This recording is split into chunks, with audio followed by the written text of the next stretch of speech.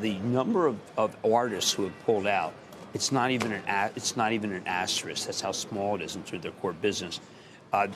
They would tell you that, well, why aren't you focused on India? We're an international company. We're in an incredible number of markets. If you ask them whether they are a pre-pandemic, a pandemic play, I don't think, answer the question correctly, and that's what the worry is for me. What is the answer? I think that we have to find out when we don't know what the first quarter's like. Right now, we're presuming the first quarter is post-Omicron, and that's where I think that we have to get answers for. David, you know that there's this dichotomy between companies. It's more stark than I've ever thought. It's not Peloton. It's a whole way of life. I mean, if you look at Costco, their numbers were fantastic. Why? Pre-pandemic, post-pandemic, all they do is just gain. T-Mobile, post, all they do is just gain. Spotify, how much is home? How much is home? Activision Blizzard, how much was home?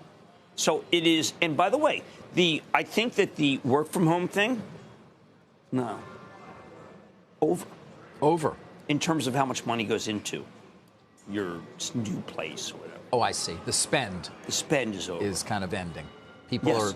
They've done what they need to do. Yes, so then we have to figure out, okay, well, the home or home office. Right, RH, which I like, the multiple has shrunk 10 times because I think people felt that RH was a place that you made your second home into your first home. Yeah. Now, when you go to Spotify, they would tell you, listen, if you look at the hours that are listened worldwide, the countries listened worldwide, that is a minuscule factor. You shouldn't even think about that. Yep. But, David, I've been thinking about it everywhere because I think lives are going back to normal, and we almost dislike what our lives were like, and we tend to stay away from what our lives were like.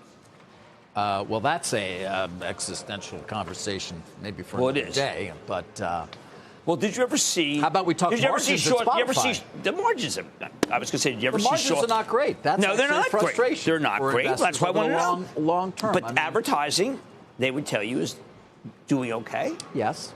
They can monetize the advertising. They have a lot of more listeners. The listeners are getting. But yeah, I know. Look, it's problematic. I'm not putting this in. This is not metaverse where I want to bet.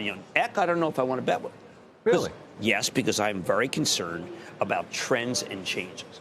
It's interesting how the conversation among the artists who were initially opposed to Rogan on a vaccine level, like Neil Young, are now mad about the money. They're mad about why are you paying these guys in podcasting so much and so little for musicians, which we'll ask Daniel whether or not the model is now podcast heavy. I know that's it, David. You'll love this. It's a Pandora's box. It is, but they went to podcast heavy. I get it because understood Pandora because of Sirius now. Yeah, but they went to that model because 70% of their revenues go to the labels to begin with. So it's hard to generate real operating leverage when you got 70% going out the door to the labels. But then you walk right into the publisher versus platform argument. If Rogan's exclusive, are you really some kind of neutral platform? Or are you his publisher? I'm saying this there is you own the artist, right? This is a problematic crossroads for Spotify.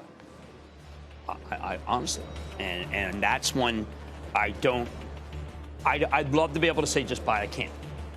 Too many question marks.